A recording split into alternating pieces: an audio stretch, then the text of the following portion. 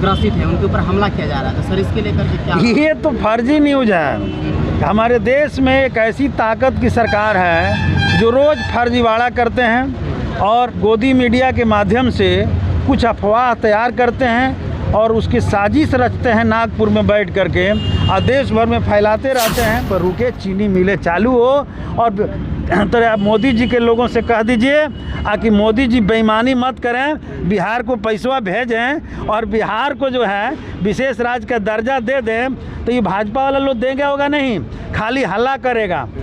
ये तो पूरे देश को बर्बाद कर रहा है लोग।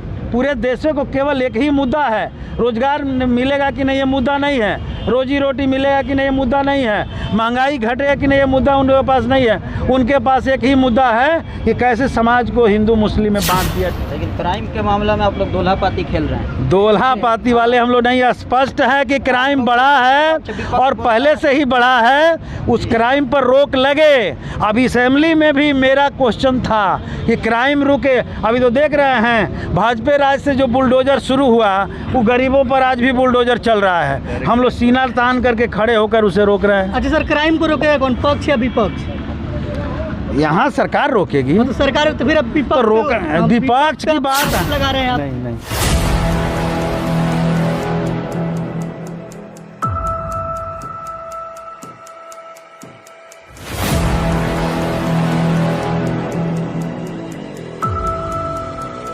आज हमारे नागरिक दूसरे राज्य में अभी जैसे कि ये जो तमिलनाडु में भी हमारे नागरिक काफ़ी ग्रसित है, उनके ऊपर हमला किया जा रहा था सर, इसके लेकर के क्या? ये तो फर्जी न्यूज़ है। हमारे देश में एक ऐसी ताकत की सरकार है जो रोज़ फर्जीवाड़ा करते हैं और गोदी मीडिया के माध्यम से कुछ अफवाह तैयार करते हैं और उसकी साजिश रचते हैं नागपुर में बैठ करके और देश भर में फैलाते रहते हैं। कभी जो है संप्रदायवाद के आधार पर, कभी क्षेत्रवाद के आधार पर, कभी जाति के आधार पर, कभी भाषा के आधार पर। तो क्षेत्रवाद, संप्रदायवाद, जातिवाद, भाषावाद, ये सब एक ही सिक्के के दो पहलू हैं और इसके जनक नागपुर में बैठते हैं और जब ज़रूरत होती है करते हैं। तमिलनाडु का जो वीडियो आया है, दो वीडियो जो आया है उसकी जांच हुई है और हम लोग के बिहार में महागठबंधन की सरकार के जो डीजीपी हैं उन्होंने तमिलनाडु के डीजीपी से बात किया। डीजीपी ने जो बताया और डीजीपी ने जो दोनों फ़ोटो दिया उसमें बताया कि एक फ़ोटो में तमिलनाडु के ही मजदूर, तमिलनाडु के लोग आपस में लड़ रहे हैं और एक दूसरी फ़ोटो जो है उसमें बिहार के मजदूर बिहार से लड़ रहे हैं। इन लोगों ने एक नए तकनीकी का इस्तेमाल करके इनका जो आईटी सेल है वो दोनों को जोड़ दिया और कहा कि बिहारियों पर हमला हो रहा है। मैं पूछना चाहता हूं कि ज़रा ये बात बताएंगे, जब एनडीए के अलायंस में मन से था, शिवसेना था, तो बिहारियों के ऊपर क्या हमला नहीं हुआ? यही लोग तो करवा रहे थे। ये लोग क्या पुलवामा का आज तक हिसाब दिए?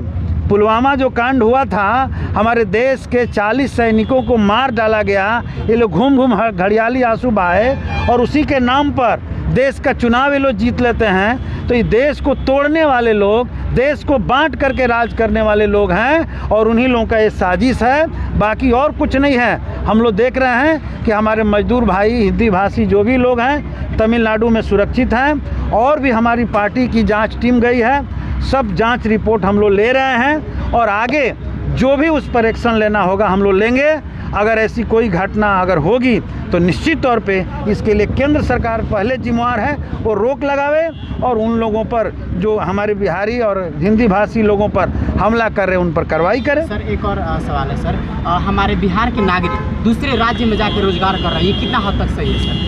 ये तो हमारे देश में पूरे देश के लोग दूसरे राज्यों में जा कर के काम करते हैं। ये डाटा निकाल करके देख लीजिएगा। बिहार से भी लोग बड़े पैमाने पर जाते रहे हैं और आज भी हैं, मैं मानता हूँ जाते हैं, क्योंकि बिहार में गरीबी है, मजदूरों की तादाद ज़्यादा है, इसलिए रोजी रोटी के लिए लोग जाते हैं। तो देश में जाने का अधिकार भी है। हम लोग अभी जो महागठबंधन की सरकार 5-6 महीना से बनी है, हम लोग स्पष्ट प्लानिंग भी मैं सरकार से दबाव बनाकर बातचीत करके हम लोग लिए हैं। अभी देखिए बजट सेशन में बजट जो आया है उसमें 4 लाख नौकरी, 10 लाख का संकल्प, 10 लाख जो है रोजगार का संकल्प व्यक्त किया गया है। तो अभी तो शुरू हुआ है, अच्छा सर, ग्राम क्षेत्रों में बजट का क्या फायदा जब बिहार के लोग बाहर में मार खा रहे हैं तो? नहीं, आज से नहीं जा रहे हैं, आप लोग गलतफहमी में हैं। ये तो पहले से भाजपा के और विभिन्न सरकारों के समय में जाते रहे हैं। और नौकरियां तो हमारे मोदी जी ने 2 करोड़ हर साल देने का कहा था। पूछिए ना, कोई पूछेगा डरे? मोदी जी 2 करोड़ के हिसाब से पहले 18 करोड़ नौकरी दे लीजिए और तब जो है बिहार का हिसाब कीजिए। हम तो चाहते ही हैं। मोदी जी ने अभी नया सरकार जब बना है तो पैसे रोक दिया है बिहार का। हम लोग तो पहले से कहते हैं कि बिहार को विशेष राज्य का दर्जा दे दीजिए, स्पेशल पैकेज दीजिए और बिहार के विकास में हम लोग लगाएंगे।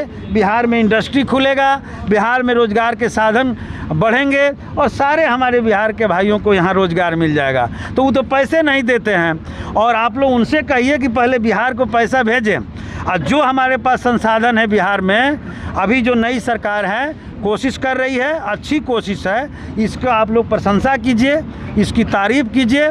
और हमारी पार्टी तो इस सरकार से भी लड़ रही है इस बात को लेकर के कि जो स्कीम वर्कर्स हैं, जो दिहाड़ी मजदूर हैं, जो रसोइया हैं या व्यापक बड़े पैमाने पर जो बेरोज़गार नौजवान हैं, उनको यहाँ पर रोज़गार दिया जाए। तो हम लोग सरकार में रहते हुए भी इस लड़ाई को लड़ रहे हैं और सरकार का भी कोशिश अच्छा हो रहा है। हमारा राज्य एक कृषि प्रधान है कि नहीं? और तमाम जगह के जो चीनी मिल है जैसे वो दिन पे दिन अस्खलित होते जा रहा है सर, ये कितना हद तक सही है सर? जैसे अभी मीरगंज का जो चीनी मिल है वो यहाँ के कुछ ये पहले से ही बंद है। सिवान का 3 चीनी मिल ही बंद है। तो ये बंद है तो अब न पॉलिसी बनेगा। हम लोग तो अभी एक तरह से कहा जाए तो 5-6 महीना से महागठबंधन की नई सरकार, अभी अफसर सब वही भाजपा माइंडेड है। सबके मन में जो है ये भाजपा वाले जहर घोले हुए हैं। अभी एक ही काम लगाए हैं कि लड़ाई करो, झगड़ा करो और ये लोग साजिश करके हत्याएं भी करवा रहे हैं, क्राइम भी बढ़ा दिए हैं। हम लोग पूरे लगे हुए हैं कि रुके और हम इस सरकार से भी लगातार लड़ रहे हैं। चीनी मिलें चालू हो और तो आप मोदी जी के लोगों से कह दीजिए कि मोदी जी बेईमानी मत करें, बिहार को पैसा भेजें और बिहार को जो है विशेष राज्य का दर्जा दे दें। तो ये भाजपा वाला लोग देंगे होगा नहीं, खाली हल्ला करेगा। ये तो पूरे देश को बर्बाद कर रहा है। लोग पूरे देश को केवल एक ही मुद्दा है, रोज़गार मिलेगा कि नहीं ये मुद्दा नहीं है, रोजी रोटी मिलेगा कि नहीं ये मुद्दा नहीं है, महंगाई घटेगा कि नहीं ये मुद्दा उनके पास नहीं है। उनके पास एक ही मुद्दा है कि कैसे समाज को हिंदू मुस्लिम में बांट दिया। इसके लिए एजेंडा रोज़ खोज रहे हैं। तो उन लोगों से भी पूछिए, हम लोग तो लगे ही हुए हैं, प्रयासरत हैं। अब तमाम मीडिया के भाई लोग भी लगातार इसमें सहयोग कर रहे हैं। वहाँ विधानसभा के सामने भी हमसे लोग पूछते हैं तो हम लोग यही बात कहते हैं कि अभी तो जुमा जो है 4 महीना 6 महीना हुआ है, सरकार एक कोशिश शुरू की है।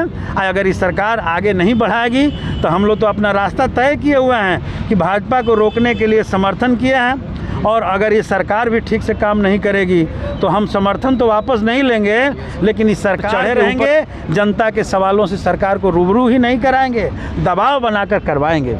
लेकिन क्राइम के मामला में आप लोग दोल्हापाती खेल रहे हैं। दोल्हापाती वाले हम लोग नहीं, स्पष्ट है कि क्राइम बढ़ा है और पहले से ही बढ़ा है। उस क्राइम पर रोक लगे।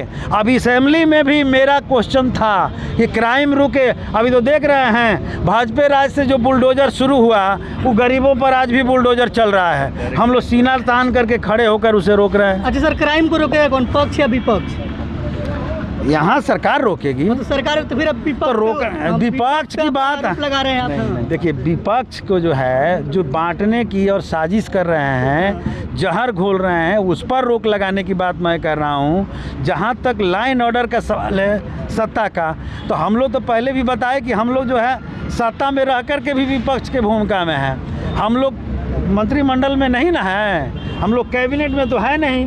हम लोग एक MLA के हैसियत से सरकार से लड़ते रहते हैं, असेंबली के भीतर माले लड़ते रहती है। माले इसीलिए तो असेंबली में थी, मंत्रिमंडल में नहीं गई, हम लोग नहीं गए।